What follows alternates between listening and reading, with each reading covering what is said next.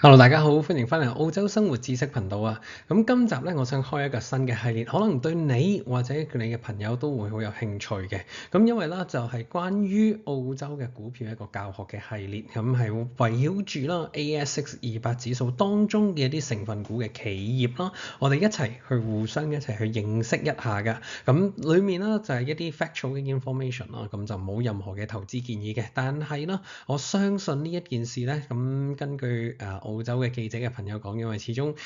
澳洲大部分嘅朋友可能淨係識 ASX 200指數最初嗰啲頭嗰幾隻嘅股份啊，但係其他嘅資訊唔係太多，咁所以我就喺度諗下，不如我哋一齊去互相學習一下，究竟呢啲企業究竟個背景同埋佢哋嘅 business model 係點啦。好啦，咁呢個希望大家會拭目以待同會鍾意啦，甚至你哋都可以俾啲意見我，話俾我聽，究竟你哋想喺邊一啲角度想知多啲咧？咁睇下我又點樣去準備一下啦。嗱，而且唔係淨係為澳洲嘅觀眾㗎，咁其實海外嘅觀眾咧，我相信可能都會開始越嚟越想留意，因為聽到澳紙真係可能你就算上年 miss 咗我哋講嘅一啲低位，但係澳紙睇嚟中線上面有個格局上面嘅轉變，可能會嚟得有個吸引力啦，或者叫做澳洲嘅資產，其實由上年開始都成為咗好多國際嘅目光嘅一啲視野嘅範圍裡面㗎。咁所以啦，即係希望呢一個新嘅系列會幫到大家，同時間我亦會學到嘢啦。咁喺呢一度繼續我哋今日嘅教學分享啦，同過往一樣係冇任何嘅投資建議，但係建議就有一個，記得 subscribe 我哋嘅 YouTube channel，like 我哋條片，同埋介紹俾朋友仔啦。咁 ASX 200指數好多時候都被我哋即係如果鍾意炒作嘅朋友咧，就覺得好冇吸引力嘅，因為個炒作啊、波動啊、流動性啊，相對都係未必有港股咁吸引，係啦。咁但係啦，所以我哋會見到陰陽燭呢一邊咧，如果我哋以過去呢20年嚟講，佢淨係睇住個 ASX 200指數就咁睇，升得個7成幾啫，每年都係得個2點幾%，我不如花時間去買樓好過啦。咁呢個可理解㗎，但係炒作面又唔吸引，係咪真係升幅累積財富上面都咁唔吸引呢？其實就未必㗎。裡面當中好多股份，因為澳洲係有一個好高息嘅一個特質啦，其實如果我哋將啲股息計埋落去，即係我哋叫做真係嘅成個累積個 wealth 嘅情況咧，即係黃色呢條線咧，大家見到啦，原來過去呢20年咧，唔係升得7成幾咁少，係升咗428%㗎，即係咩咧？即係每年有大概8.7% 嘅 annual return 喺度㗎。咁所以好多時候我哋成日都話 ASX 200指數係被好多市場嘅目光低估咗嘅一個指數或者嘅一個市場嚟㗎。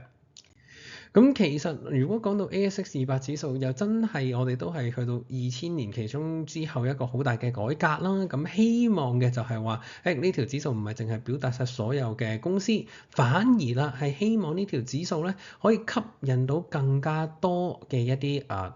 投資者可能會去留意啦，因為可以作為一個即係 benchmark，成為一個基準，代表到一個澳洲嘅企業㗎。咁所以咧，其實不知不覺啦，我哋成日都講 ASX 200指數，其實佢全名係 S&P ASX 200指數嘅，係啦。咁其實就已經係25週年㗎啦。咁呢一個咧都係一個大家值得留意嘅地方啦。咁但係無可厚非，如果我哋習慣去睇開美股嘅朋友咧，就可能就覺得ASX 200指數個感覺好傳統啊，好舊經濟啊，因為裡面當中大家見到即係大概啦，通常都係類似呢啲水平，有超過一半係關於金融啊同埋原材料相關嘅，即係話即係好周期性啦，好價值型啦，係啦但係相對就調翻轉 ，that's why 點解佢哋咁高息嘅，係啦。但係對比我哋見到例如美國係科技股啊，醫藥為都高啊，嗰啲咧其實喺ASX 200指數裏面咧得13% 嘅啫，所以整體嚟講咧，就咁睇住 ASX 200指數咧，就會好似好悶唔吸引啦。嗱，咁當然啦，我喺度成日都話其實增長嘅，咪去美股咯。香港人或者可能澳洲人，可能大家咪善用翻自己指數嘅特質，就係可能收息啦，係啦。咁呢個可能都係其中一個方法嚟嘅。因為其實頭先我舉咗一個例子，就係話當個指數嘅股息計埋落去我哋嘅荷包裏面咧，咁其實個累積回報就可能更加大啦。點解咧？因為嗱，我哋好多時候會見到澳洲嘅整體指數大概平均係4%即係嗰個股息率嘅，係啦。而且如果對於澳洲自己嘅公司啊或者個人嘅所得稅裏面咧，有個更加大嘅一個即係可能稅務上面嘅一個安排嘅優惠啦，就係 franking credits 嘅。呢一樣嘢係令到其實喺澳洲上面會更加吸引嘅一點啦。